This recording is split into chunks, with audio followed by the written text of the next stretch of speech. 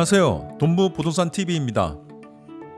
이번에는 부동산 빅데이터 분석 2편으로 거시적 관점에서 가계부채와 아파트 매매 가격과의 상관관계에 대해서 다음과 같은 순서로 차례로 분석해보기로 하겠습니다. 첫 번째는 현재 가계부채 관련 정부 대책 현황입니다. 올해 10월 26일 정부에서 가계부채 관리 강화 방안을 발표했습니다. 여기에서 말하는 가계부채는 가계대출과 판매신용을 합한 것을 말합니다. 가계대출은 가계가 생활 및 부업 등을 위해 받는 대출을 의미하고 판매신용은 신용카드 및 할부금융사를 통한 외상 거래를 의미합니다.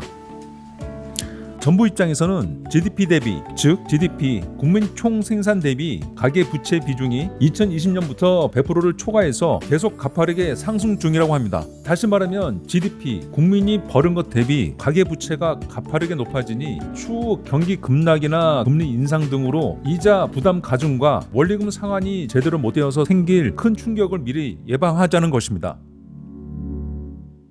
그래서 보시는 것처럼 정부에서는 가계부채 관리 강화 방안을 다음과 같이 목표를 설정하고 3대 과제를 발표하였습니다. 그럼 실제 가계부채 관련 빅데이터 지수들을 보시겠습니다. 1번 GDP 대비 가계부채 비율입니다. 막대 그래프가 가계부채 조단위이고 선형 그래프가 GDP 대비 가계부채 비율입니다. 정부에서 발표한 것처럼 2020년 2분기부터 가계부채 비율이 100%를 넘어갔고 2021년 2분기는 약 108%를 보이고 있습니다. 그리고 2번 가구당 가처분 소득 대비 원리금 상환의 비율입니다. 2015년 26%로 정점을 찍고 다음에 2016년 22%로 바로 내려갔으나 매년 상승해서 2020년에는 25%를 돌파했습니다. 다음은 3번 가구당 가처분 소득 대비 가계부채 비율입니다. 가계부채 비율도 2016년 이후로 지속적으로 상승해서 2020년에는 165%를 넘어서고 있습니다. 이러한 가계부채 상황에서 4번 금융권 대출 태도 지수, 즉 지수가 플러스 양의 값이면 대출이 적극적이고 마이너스 음의 값이면 대출이 소극적임을 나타내는 건데 2021년 3분기 전부 하락세를 보이고 특히 가계 대출이 제일 엄격해지고 소극적임을 나타내고 있습니다. 즉 결론적으로 가계부채 비율 지수가 높아지고 경고 상태를 나타내니 은행권에서는 대출을 더욱 엄격하고 소극적으로 하고 있다는 것입니다. 두 번째는 이런 상황에서 특히 아파트 매매 가격은 어떻게 변동하고 있는지 역시 빅데이터로 보시겠습니다. 우선 전국 아파트 매매 가격 지수 분석 데이터입니다.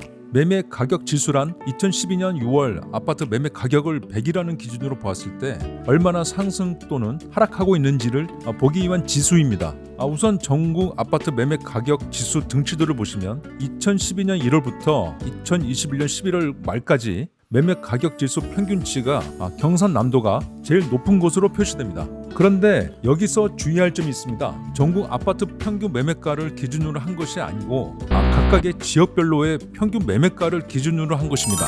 즉 다시 말하면 각 지역을 개별적으로 봐야 한다는 것입니다.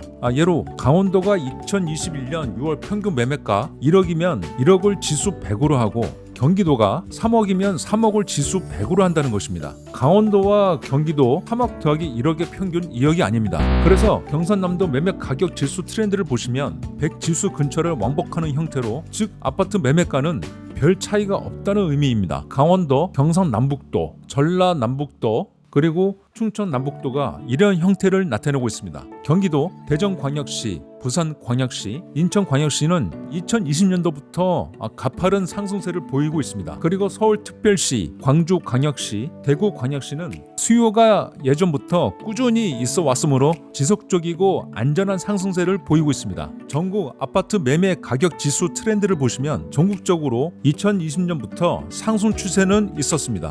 자, 그럼 이번엔 전국 매매 가격 지수 변동률을 보시겠습니다. 변동률은 한마디로 전월 대비 얼만큼 변동되었냐는 것입니다.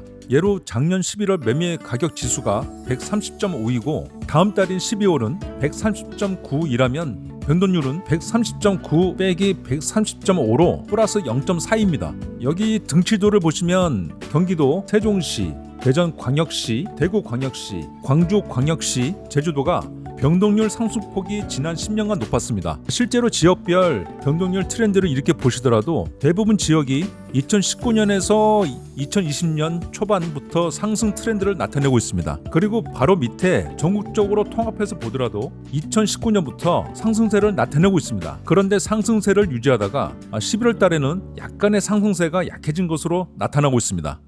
그럼 서울특별시하고 수도권 지역의 매매 가격 지수 변동률을 2020년 1월부터 2021년 12월까지 2년간 데이터를 주간 단위로 보시겠습니다. 여기 서울특별시 등치도를 보시면 노원구가 2020년부터 지난 2년간 상승폭이 제일 높은 것으로 나타내고 있습니다. 여기서도 주의하실 점이 매매 가격 지수 변동률은 각 구별로 설정된 것입니다. 예로 강남구 매매 가격 지수가 매매가 14억을 100으로 기준하였다면 노원구는 매매가 8억을 100으로 기준하였다는 것입니다. 이 점 꼭 참조하시고 구별로 변동률을 보시기 바랍니다.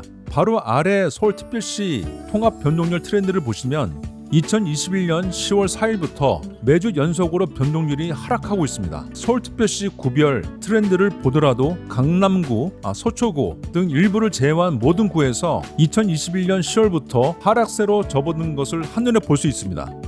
이번엔 수도권 지역, 즉 인천과 경기도 지역을 보시겠습니다. 등치도를 보시면 남양주시, 고양시, 인천시 연수구, 의왕시, 수원시, 오산시 지역의 상승률이 지난 2년간 보다 높았습니다.